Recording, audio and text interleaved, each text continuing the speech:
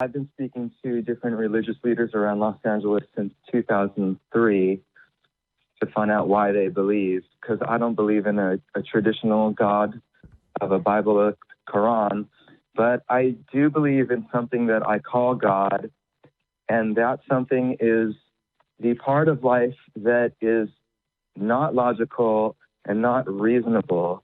It seems to me that there are two sides to life. There's the reasonable, logical side that you can explain and you can learn about forever.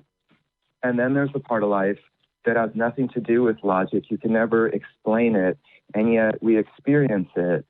And so I'm a musician, and I can learn about music and the historical aspects, the technical aspects about music, and learn about it forever and ever. And there's so much to know. But ultimately, I can never explain, even to myself, what music is and why I play it. Can I ask you something here? Like, just a quick question. Sure. When you say things like, I can never explain, or there's, things that we'll never understand or never be able to explain, are you sure that we'll never be able to explain them? No, I have to be honest and say no.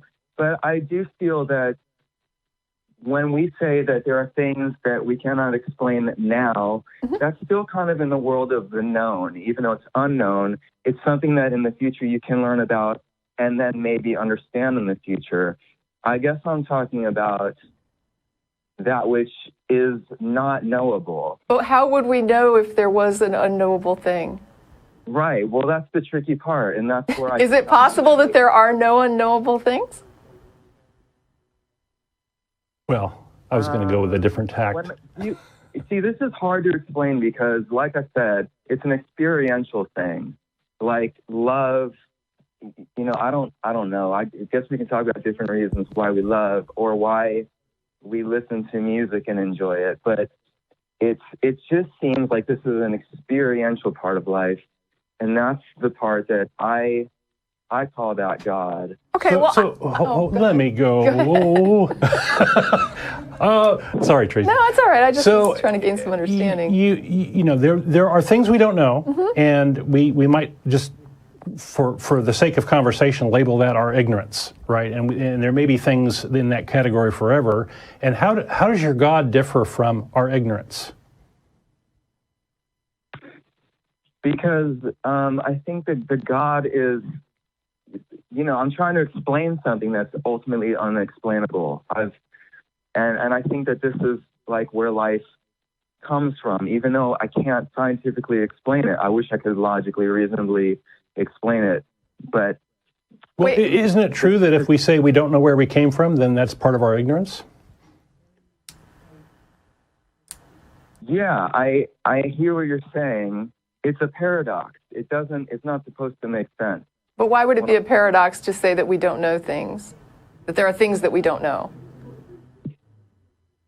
There are things that we don't know, but then there's also things that we cannot know. But we don't know that. It's not. We cannot know that, right? I mean, that's certainly one of the things that right now we cannot know. That there are things we'll never know. I'm not willing to accept it. I don't know if there are things we will never know. It's like I was saying about music. I play music and I love it. I have no idea what music is, and I can never describe music, or I don't know if I'll ever know in a logical, reasonable way what music is, and yet music is a very real thing. What do you mean when you say you don't know what music is? Like I said, I don't know logically what it is, and yet I experience it. But there is a logic to music. It's very. I mean, otherwise, how could you impart, like, for example, an entire orchestral piece to a bunch of different people and have them play it together? There is absolutely a comprehensive aspect to it that we do understand very well. It's knowable, even if it's not intellectual. That's the logical side. Yes, that's what I'm saying. That you can logically understand music. Now, there may be aspects to your experience with music that you have difficulty conveying to other people, or even understanding yourself. Is that fair? Right. Mm-hmm. Okay. It's two different sides. Right. And There's the logical side, which is the part that you can impart to other musicians and write it down and have all the dynamics and explain what you want done. But that doesn't describe what the experience of music feels like, what it is. Right. This is a process of you as a subject with a brain. I get that. Like, this is a different aspect of it. And our emotional feedback that we experience is certainly not logical. I agree. It's not really something that we reasonably come to. It's a visceral reaction to things. And even though we may understand how logical responses work, and ultimately we also may understand in great detail, even to a fullness, to predict what emotional feedback certain people might experience in any circumstance. I mean, one day we may, from a neurological standpoint, have even that knowledge, I guess is what I'm saying. Could be.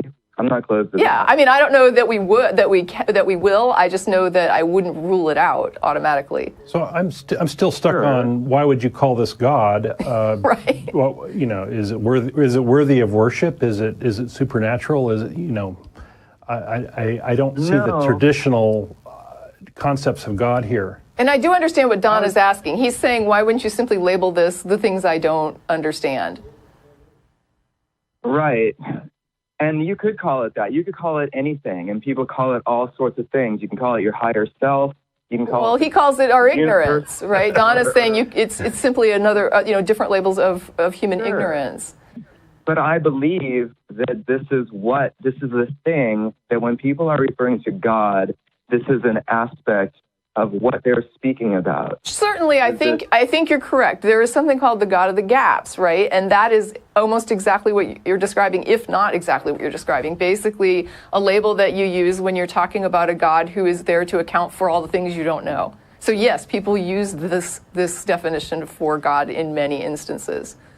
And I would say on a personal level that even though I definitely do not follow the God of any holy book, I actually talk to something that I label God, and I find that when I do that, when I ask for help from it, I actually get help. Now, whether that's my higher self, a higher part of Can I ask a question here? Like, when you talk about ask for help and get help, are we talking about tangible or intangible? Like, for example, is this help that you get, like, I feel really tired, like I just can't go on anymore, and then I get this hint of inspiration? Or is it more of along the lines of, I'm $500 short on my rent, and then I found $500 in an envelope on the street? Right. I guess it's more like if seeing a lot of dark clouds in my life, can't see a way out, and I feel trapped, and then I ask for help. It seems like half an hour later, whatever, I will get, like, light will break through, and I'll have new understanding and a more hopeful outlook. Okay. Do you feel like this is potentially like a meditative sort of technique, that you model a part of yourself as God, that you then sort of project these ideas, like, I want to find a way out of this, and so then sort of in the background maybe your mind works on this, and then it sort of finally gives you the feedback and says, here's the way out? Absolutely, yeah, sure. But I'm trying to find why people, as you are, believe so strongly in God, and I feel that this is a big part of that, because there are real benefits that people get from it. It's not just a bunch of BS. Well, I get what you're saying, right? And Jung had a lot to say about the idea of people modeling God in their own image in this way. And I think you're correct that a lot of people do this.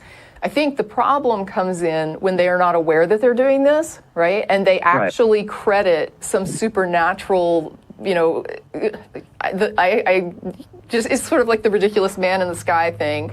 And they will basically say, I can't do this myself. God helped me, and I'm so glad because I'm so weak and I'm so incapable. And so this is what kind of, I think, is the concern for me. I agree with you that people do it. I wish that they were more self-aware, as you seem to be. Like, you're like, I'm using these labels, and I understand what I mean by this, and I agree with the reasonable points that you're making when you talk about the criticisms of it. But at the same time, there are so many people who don't understand that they are doing this for themselves. And so when you say they benefit, I agree that they benefit in the ways you're describing, but I think that in the way that they're looking at it, there's a huge negative side to it, where they undervalue themselves. That's why I've been interviewing people and trying to fight the good fight as you are, because it creates spiritual elitism and distrust between people that doesn't have to be there. And so I guess I hear what you're saying, Dawn. Why do you use the word, it's Dawn, correct? Yes. Yes. Oh, Why do I use the word God? It's just a word. It's just a word for, I don't understand, but I get benefit. It's got a lot of baggage, so... Absolutely. Make sure you really want that baggage. Well, and I think the thing, too, though, is that a lot of times, and this is certainly not... This is more something to think about. This is definitely me not telling anybody what they can and can't use as far as language or labels. But you do have to kind of bear in mind that label comes with lots of baggage, that when people hear it, it's not just about, it's about the baggage that you present to other people. So when people who are, for example, looking at this as more of a literal thing, whereas you're understanding it as more of a metaphor for these aspects of yourself, it could bolster somebody's view, and they could be of the opinion that, here's another person that believes like I do, even though really what you're promoting is not what they're promoting at all. I'm trying to create a bridge, I guess, with somebody who would say, well, you don't believe in the God I do, where if I use the word God and I mean it in my own way, then I'm saying we're looking to something that is a similar thing, a similar part of ourselves or the universe. It might give you an opening, but I think that unless you are really scrupulous or careful about how you're, really defining terms, and you're careful to do that with each person, you might end up confusing things more than helping. But I mean, it's definitely something that it's like an experiment you can go for. Like I always tell people when they're doing something like that, if I have concerns about it, I can express my concerns, but ultimately the judge is going to be whether or not it succeeds, right? So if you go in and you do this and you find that you have success with it, and you get people to understand that they are really more responsible for their own support in life, for themselves.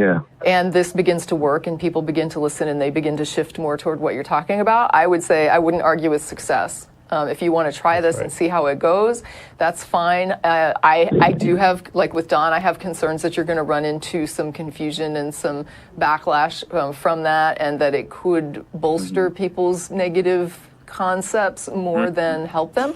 But I also would say that if it's something you want to try and if it ends up working, then let us know. All right. Well, thank you very much for having that discussion with me. All right. Well, thanks. Now, see, before you hang up, I was told to not always hang up, and so I need to we're going to pass you back to this call screener. Yeah, we'll go ahead and do that, and I will put you back on hold.